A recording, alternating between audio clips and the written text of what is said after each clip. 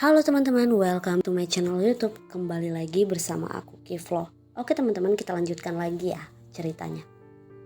Bertemulah gue dengan Randu yang tengah menuruni anak tangga, berlari dengan wajah yang sangat panik.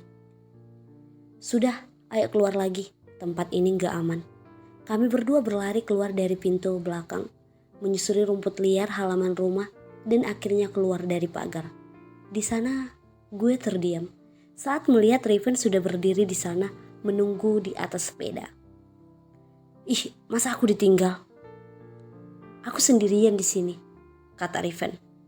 Gue tertegun mendengar ucapan Riven untuk sementara sebelum gue melihat rumah itu lagi dari jauh. Kata gue berusaha mengalihkan perhatian menatap Randu. Di kamar paling ujung, ada yang baru saja bermain jelangkung. Pagi itu kami meninggalkan rumah itu dengan berbagai teka-teki. Dimulai dari sosok yang menyerupai Riven sampai jelangkung di kamar ujung. Apapun itu, sekarang gue tahu di mana kamar Saida berada. Gadis yang mengakhiri hidupnya dengan gantung diri karena tidak sanggup lagi menanggung beban dari perjanjian keluarganya dengan iblis yang kabarnya masih ada di atas tanah ini. Mulai dari sini, kita masuk ke peristiwa 4 tahun yang lalu di mana semua ini bermula. Dia Muningir. Nama itu tidak akan pernah dilupakan di kampung ini. Bukan karena ia seorang yang berprestasi, melainkan karena kematiannya yang dianggap ganjil oleh warga. Bahkan kematiannya sendiri masih dianggap menyisakan misteri hingga saat ini.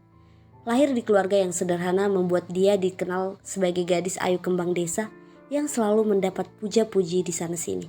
Namun malam itu, ketika bulan tak menampakkan diri, ketika suara serangga malam tak berpelik, terlihat dari jauh siluet seseorang. Dari bawah rumah gedong yang disebut warga sebagai rumah terbesar di kampung ini. Yang entah bagaimana keluarga dia yang awalnya bukanlah keluarga kaya raya, disulap hanya dalam beberapa bulan saja menjadi keluarga terkaya dan termasyur. Meski menyimpan tanda tanya besar, namun semua warga tahu ada yang ganjil dari keluarga ini. Kita lupakan sejenak keluarga ini. Di depan rumah, Pak Mitolah yang pertama melihat siluet bayangan di kamar atas.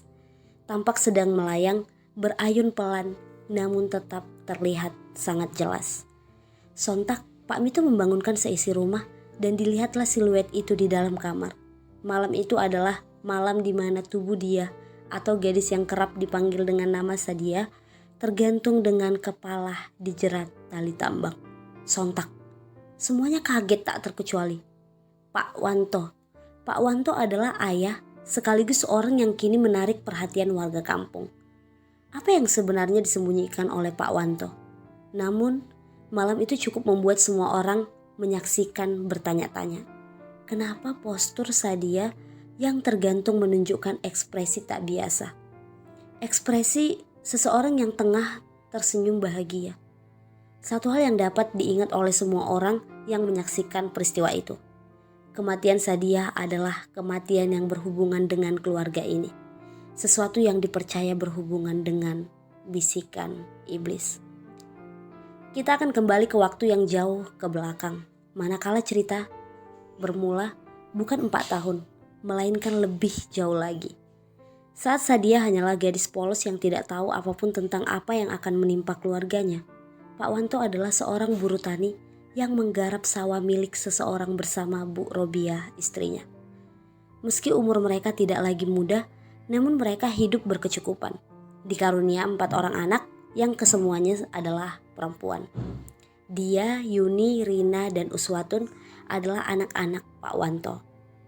Layaknya anak-anak lain, di usia mereka yang saat ini masih tergolong masih sangat muda, mereka bermain dan bersekolah sewajarnya.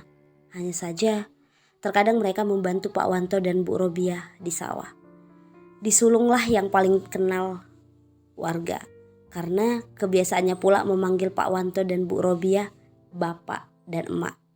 Membuat warga pun ikut-ikutan memanggil Bapak, Emak.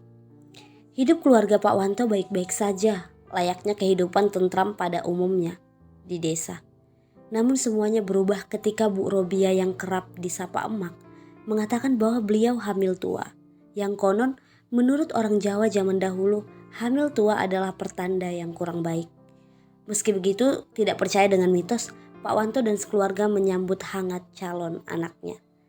Sampai di kehamilannya yang ke-5 bulan, Pak Wanto bermimpi didatangi seekor kambing betina hitam yang konon kambing ini dapat berbicara dan menyapa Pak Wanto. Hal itu terjadi selama 7 hari berturut-turut. Tidak yakin dengan mimpinya, Pak Wanto tidak bercerita hal ini kepada siapapun, meski ia masih kerap terbayang sosok yang ia temui dalam mimpi. Oke teman-teman, mungkin kita lanjutkan besok ya. Terima kasih buat kalian yang telah mendengarkan. Jangan lupa like, komen, dan subscribe.